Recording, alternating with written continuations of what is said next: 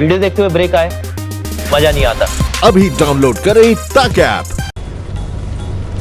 नमस्कार, आप देख रहे हैं आज तक। आपके साथ मैं हूं अंजना ओम कश्यप। 100 किलोमीटर प्रति घंटे की रफ्तार से ज्यादा इस वक्त है उस निसर्ग तूफान का जो इस वक्त भारत के पश्चिमी तरफ आप समझ सकते हैं, मुंबई, ये तमाम ऐसे इलाके जो अब कुछ ही देर में प्रभावित हो सकते हैं। माना जा रहा है आपसे कुछ ही देर में ये तूफान इन तमाम इलाकों में पहुंच सकता है। लगातार अपडेट्स, लगातार कवरेज और जो सबसे जबरदस्त तस्वीरें इस वक्त पूरे कवरेज की है वो हम आपको आज तक पर दिखा रहे हैं। चप्पे चप्पे पर आज तक के हमारे तमाम सहयोगी मौजूद हैं, क्योंकि इससे पहले ही बीते दिन उद्धव ठाकरे महाराष्ट्र के मुख्यमंत्री ने कहा था कि तूफान काफी असरदार हो सकता है, 2 दिन तक कोई भी घर से नहीं निकले। इसी के साथ उन्होंने ये भी हिदायत दी थी कि हमने अपनी तरफ से सेना से लेकर जितनी भी सुरक्षा के इंतजाम किए जा सकते थे कई इलाकों में वो सब कर दिए हैं, लेकिन इन सब के बीच लोगों को सावधानी बरतनी है। हम आपको बता दें, यही वो वक्त है जब माना जा रहा है आपसे कुछ ही देर में मुंबई में ये तूफान पहुंच सकता है। इससे पहले अलग अलग जगहों पर, चाहे वो गोवा हो, गुजरात हो, इन तमाम जगहों से लगातार कवरेज आपने देखी आज तक पर। हम एक बार फिर से आपको इन तमाम जगहों पर अपने सहयोगी के पास ले चलेंगे जो लाइव कवरेज के जरिए आपको बताएंगे कि इस वक्त वहां पर क्या हालात हैं। आप अगर दमन से आपको कवरेज देखनी हो तो रहिए आज तक के साथ। हम आपको इस वक्त दिखा रहे हैं इस तूफान की तस्वीरें। अभी बताया जा रहा है 100 किलोमीटर प्रति घंटे की रफ्तार से ऊपर है इसका स्पीड।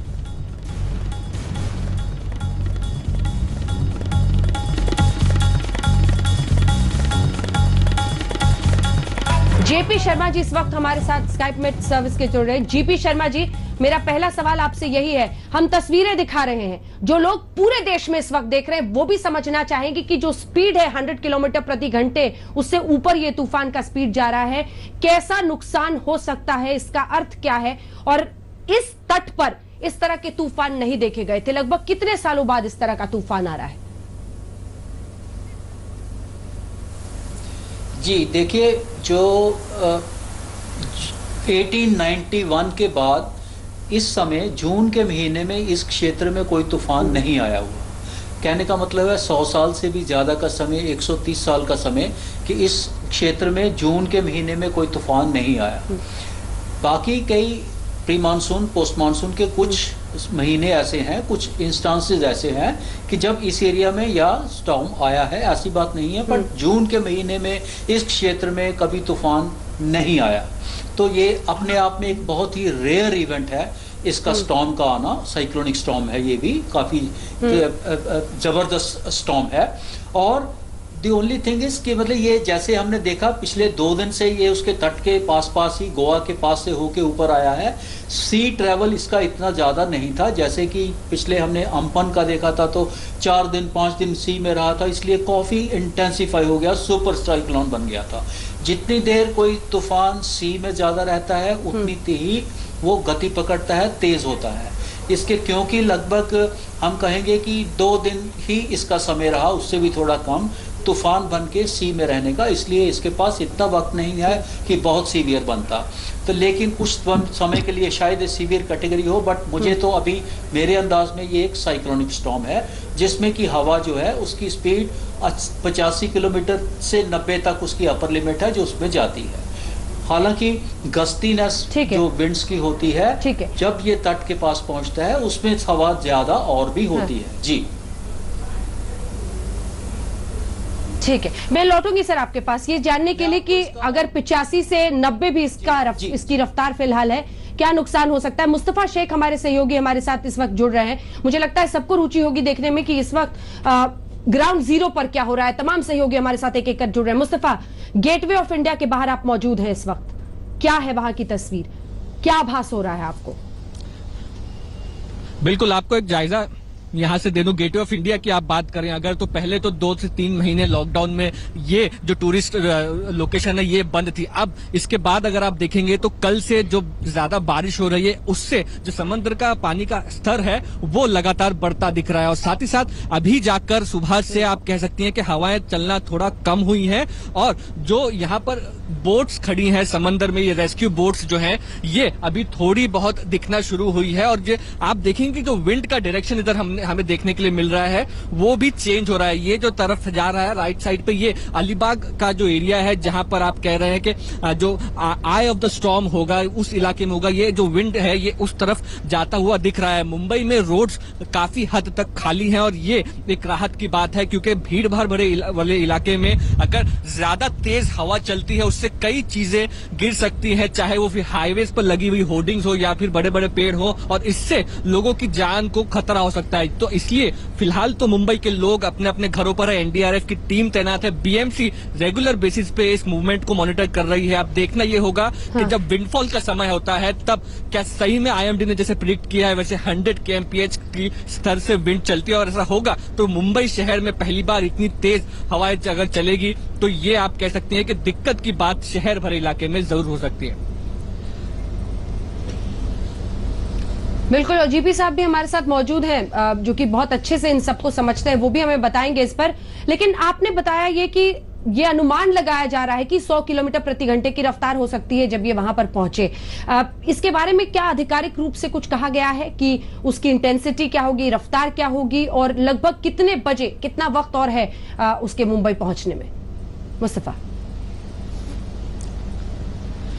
बिल्कुल, जो रिपोर्ट्स आईएमडी की तरफ से दी जा रही है, चाहे वो कल रात की या अभी सुबह की हो, तो ये जो विंड स्पीड है ये 100 kmph बताया जा रहा है, और ये अपर इसका जो मार्क है वो ये 120 kmph तक जा सकता है, ऐसी आईएमडी की तरफ से रिपोर्ट्स आ रही है। इसीलिए आप कह सकती हैं कि जो तैयारियां की गई है, साथ ही साथ जो खासा कोस्टल एरियाज पे मुंबई के जो तैनाती की गई है, मुंबई में भी ऐसे कई इलाके हैं जो झुग्गियां हैं या अलग इलाके हैं जहां पर कोलीवाड़ा जाने के जो फिशरमैन मुंबई के रहते हैं उन्हें उन इलाकों से खाली कराया गया है, उनकी बोट्स को समुद्री इलाकों से निकलवाया गया है। तो ये एक उच्च स्तरीय तैयारी इस वक्त मुंबई में की गई है। इस चीज को प्रिवेंट करने के लिए एनडीआरएफ मौजूद है, जो कि एकमात्र एजेंसी है जिसे मुंबई में इस वक्त इतने बड़े साइक्लोन से जूझने का एक्सपीरियंस है। पिछले 100 सालों में मुंबई में ऐसा साइक्लोन नहीं आने की वजह से आप अंदाजा लगा सकती हैं कि इस शहर को या इसका जो इंफ्रास्ट्रक्चर बना हुआ है, तैयार हुआ है, कई पुरानी बिल्डिंगें मौजूद है, तो उनको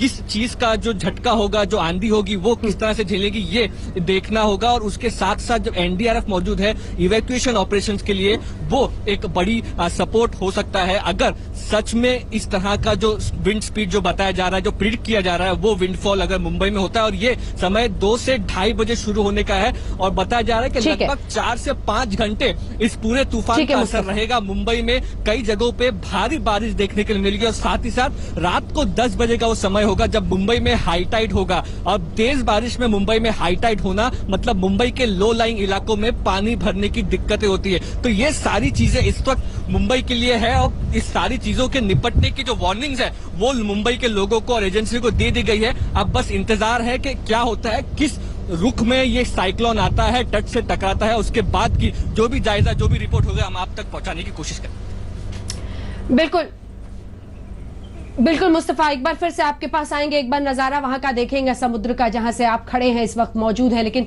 जीपी शर्मा साहब, आपके पास आते हुए, अगर अम्फान तूफान को हम सामने रखें और फिर निसर्ग तूफान, आप बता रहे थे, हालांकि आपका यह अनुमान है कि 85 से 95 किलोमीटर प्रति घंटे की रफ्तार होगा। इधर आईएमडी की तरफ से जो जानकारी हमारे रिपोर्टर्स के जरिए दी जा रही है वो 100 किलोमीटर प्रति घंटा माना जा रहा है कि 120 तक पहुंच सकता है। जब आप इन दोनों तूफानों को कंपेयर करें तो बड़ी बड़ी बातें आपको फर्क में और समानताओं में क्या दिखाई दे रही है शर्मा साहब? देखिए, अम्पन का तो इससे कोई कंपैरिजन हम इसलिए नहीं करेंगे कि वो एक सुपर साइक्लोन था, उसकी विंड फोर्स इससे डबल थी, करीब करीब ज़्यादा। उसका एरिया जो लैंडफॉल का था वो अलग था, सुंदरबन एरिया है ना। ये इसका लैंडफॉल एरिया है, ये तो करीब करीब आप इनको हिल रेंज का, हिल्स एग्जैक्टली नहीं बट घाट्स हैं, जिसमें कि उनका एलिवेशन है 2000 से लेके 5000 फुट तक का एलिवेशन है। एक लेवल ग्राउंड नहीं है जहां ये लैंडफॉल कर रहा है, एकदम सी के बाद से घाट शुरू हो जाते हैं, इसलिए इसका टोटली डिफरेंट होगा। और पहले कोई स्टॉर्म इस जगह कोई आया नहीं जून के महीने में, नहीं तो अंदेशा होता है कि कब स्टॉर्म आता है, किस तरह का वेदर होता है। लेकिन हम अनुमान लगा सकते हैं कि जैसे मैंने कहा, ये अगर आप इसको अप्रिशिएट करें, मैं दिखाऊंगा आपको जो लेटेस्ट रेडार पिक्चर है, उसमें आप अच्छी तरह इसको कवर कर सकते हैं। ये जो खाली सा पोर्शन बीच में दिख रहा है, ये इसका सेंट्रल रीजन है स्टॉर्म का। जो आप देखेंगे वो सेंट्रल रीजन, ये अलीबाग है, ये मुंबई है, ये अलीबाग है। अलीबाग से मात्र 50 किलोमीटर से भी कम है अभी इसका डिस्टेंस। और मैं तो कहूंगा कि क्योंकि ये ऐसा दिखाई दे रहा है जैसे कि कोस्ट तट के पास ये फिर से ये उसके पास ये लगभग एंटर कर रहा है, तो हम कह सकते हैं कि इसका लैंडफॉल करीब करीब शुरू हो चुका है। हालांकि लैंडफॉल होने में और बाकी काम होने में लगभग पूरा होने में लगभग 3 घंटे का समय लगता है। तो अभी तो अगर इट इज सेफ टू से it is already started, actually it is Raigarh के एरिया जो है उसके थोड़ा के पास से ही शुरू हो रहा है, तो डायरेक्टली हो सकता है मुंबई को तरफ ना जाके। हालांकि इसका स्टॉर्म का एरिया जरूर रहता है जिसमें कि इतने दूर तक भी प्रभावित करेगा, लेकिन इसका लैंडफॉल जो है वो लगभग शुरू हो चुका है, होने वाला है, जिसमें 3 घंटे का समय लगेगा और ये रायगढ़ के आसपास ही इसका ये शुरू होगा। अभी से ही अगले 2.5-3 घंटे तक ये प्रोसेस चलेगा, जिसके अंदर तेज हवाएं इस एरिया में और भारी वर्षा भी इस एरिया में, जो कि मुंबई तक भी आगे की तरफ जाएगी। जी, और बिल्कुल आप बने रहिए हमारे साथ शर्मा जी। इस बीच आपको फिर से मुस्तफा के पास ग्राउंड जीरो पर ले सकते हैं, क्योंकि मुस्तफा आप भी बारिश का जिक्र कर रहे थे कि किस तरह से कई इलाकों में भारी बारिश हो रही है।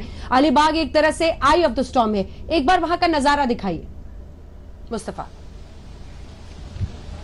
बिल्कुल, गेटवे ऑफ इंडिया के हम आपको बात बता रहे थे कि जैसे कि यहाँ पर आप कह सकते हैं कि जो विंड जो स्टॉर्म है वो लगभग शुरू होने वाला है, तो उसी तरह से जो वाटर लेवल है वो बढ़ता दिखाई दे रहा है। हम भी इस वक्त यहाँ पर आप कहेंगे कि तट से थोड़ा दूर रोड के इस तरफ खड़े हैं, क्योंकि कभी भी समुद्र का जो रुख है या हवाएं तेज हो सकती है और इससे जान को खतरा ना हो। ये बड़े बड़े मेटल्स के पिलर भी जो है इस वक्त रोड के वो भी ऐसा लिटा दिए गए हैं रोड पे, ताकि इनके उड़ने से, इतनी हवा का अगर जायजा है, इतने उड़ने से किसी को नुकसान ना पहुंचे, इस चीज की भी यहाँ पर तैयारी की गई है। तो पूरी तरह से आप देखेंगे कि मुंबई में लगभग ऐसा आपको दृश्य देखने के लिए मिल रहा है जहां पर रोड खाली है और कोस्टल जो इलाके हैं वहां पर ये वाटर लेवल बढ़ता हुआ दिख रहा है और साथ ही साथ जो बारिश है वो कंटिन्यूअसली जारी है। तो अब देखना ये होगा, ये देखिए, ये जिस तरह से सडनली यहाँ पर आप अंदाजा लगा सकते हैं कि हवाओं का जो रुख है वो कितना तेज हो जाता है। ये आप पेड़ से देखेंगे अगर, तो ये आपको यहाँ से अंदाजा लगा पाएंगे कि जो हवाएं हैं वो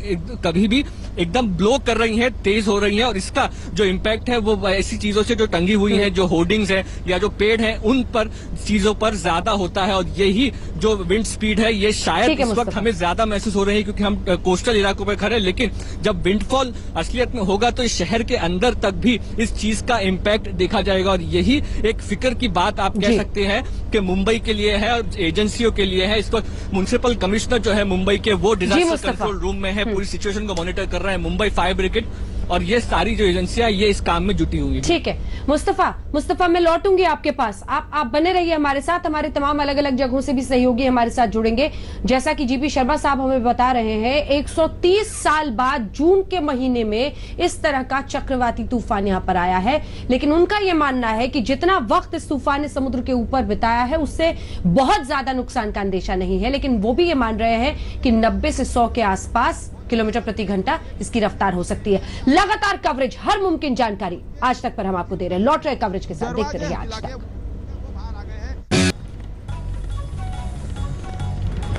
तो निसर्ग तूफान के लाइव कवरेज में एक बार फिर से आज तक पर आपका स्वागत है। आपको दिखाते हैं 5 अलग अलग जगहों की तस्वीरें।